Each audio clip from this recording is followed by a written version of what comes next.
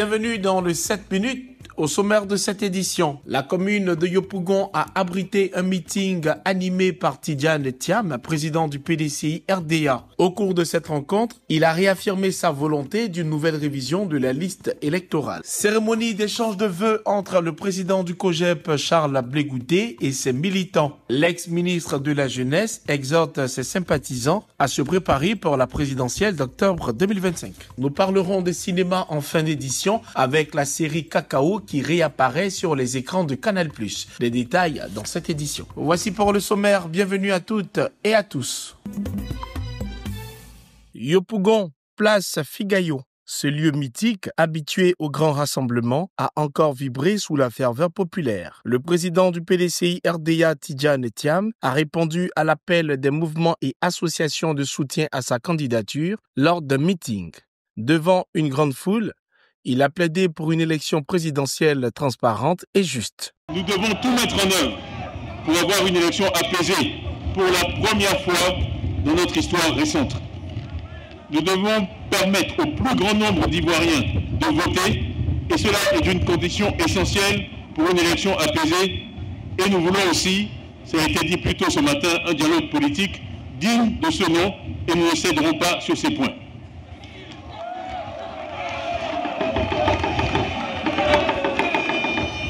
Ils nous disent qu'ils ont tellement bien gouverné qu'ils sont sûrs de gagner. Un coup KO. Alors, pourquoi avoir peur de laisser les Ivoiriens qui sont tellement satisfaits s'inscrire et voter? Pour Tidjane Thiam, il y a un préalable incontournable, le recensement pour la liste électorale. Une nécessité selon lui pour garantir la participation de tous les Ivoiriens. Si le match se déroule normalement et si l'arbitre ne marque pas des buts, on va gagner.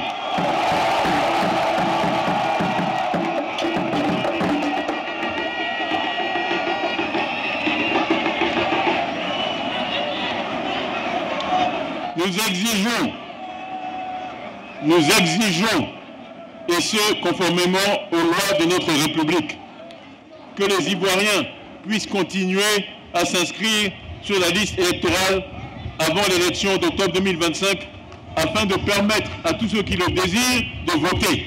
Alors que la présidentielle de 2025 se profile à l'horizon, l'exigence de transparence et d'inclusivité devient un enjeu majeur du débat politique. La course vers la présidentielle s'accélère et chaque camp affûte ses arguments. Charles Blegoudé lance l'alerte. À l'occasion d'une cérémonie d'échange de vœux avec ses militants venus des 14 districts autonomes, le président du COJEP réclame la reprise du processus de révision de la liste électorale en 2025. Tout en félicitant ses partisans pour leur engagement, il les appelle à l'action. Vous pouvez faire une révision de la liste électorale à 3 mois en 2015. Vous pouvez faire une révision de la liste électorale à 3 mois en 2020. Mais vous ne pouvez pas faire une révision de la liste électorale à 9 mois en 2025. Est-ce que c'est normal? Mobilisation et solidarité ont rythmé cette cérémonie de vœux. L'ex-ministre de la Jeunesse exhorte ses militants à se préparer pour la présidentielle d'octobre 2025. Que sera 2025? 2025 sera-t-il 2020? 2025 sera-t-il 2015? 2025 sera-t-il 2010 et 2011? Ne laissons pas le périphérique nous distraire. Concentrons-nous sur l'essentiel. Ces messages de non-violence, allez les partager avec les Ivoiriens. Dites-leur que ce qui arrive en 2025, en octobre, ce n'est pas la guerre. Et que personne ne doit attaquer son voisin au nom d'une élection. Le président du COJEP prévoit une tournée de cohésion et de proximité dans la région du Hambol à partir du 20 février prochain.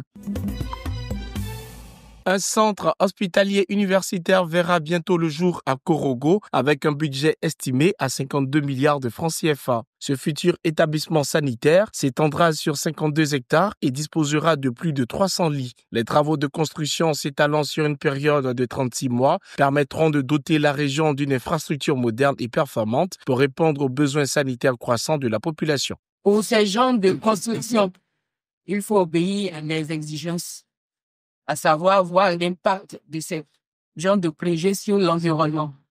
Donc, il est question de présenter les impacts négatifs comme positifs qu'aura ce projet de construction sur les populations qui seront impactées. Au cours de cette rencontre, les impacts éventuels du projet sur les communautés locales et les solutions face aux enjeux sociaux et environnementaux avant le démarrage des travaux ont été présentés. Le rôle du cabinet est de rapprocher les populations, de recueillir leurs préoccupations par rapport aux projets à réaliser et de faire en sorte que ces préoccupations soient transcrites et transmises à qui de droit pour une question de prise en compte. L'ouverture du centre hospitalier à Korogo permettra de soulager les hôpitaux d'Odiéné, Bondiali, Ferkessé-Dougou et d'améliorer l'accès aux soins spécialisés pour les populations du nord du pays.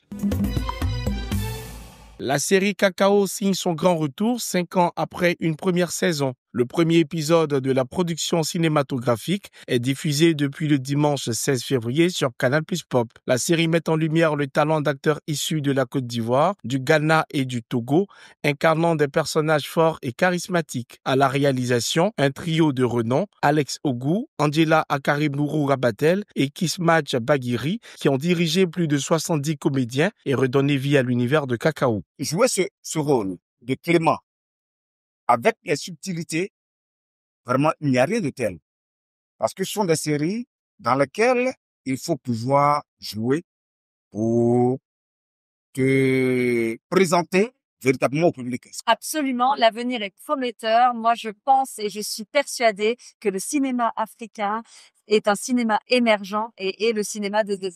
Coproduite par Plan A et Canal+ International, cette fresque dramatique de 8 épisodes de 52 minutes plonge les spectateurs au cœur des tensions entre les familles d'Esva et Haïté, engagées dans une lutte acharnée pour le contrôle du négoce cacaoyer. Une nouvelle intrigue où la vengeance, la jalousie et la soif de pouvoir sont exacerbées par l'arrivée d'un nouvel enjeu, à savoir l'orpaillage clandestin. Le cacao, c'est la richesse nationale.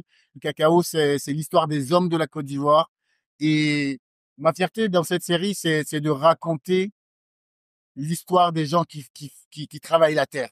Voilà. C'est une série qui aurait pu être glamour, mais dès le départ, je n'ai pas voulu en faire une série de glamour parce que les gens qui travaillent le cacao, les gens qui sont à l'origine de ça, sont des gens de la terre qui ne sont pas dans le superficiel, etc. Avec cette deuxième saison, Cacao confirme son statut de superproduction africaine et promet de captiver de nouveau les spectateurs par ses intrigues, ses personnages et son ancrage dans la réalité ivoirienne. C'est la fin de ce 7 minutes. Merci de l'avoir suivi. Restez sur cette info. Les programmes se poursuivent.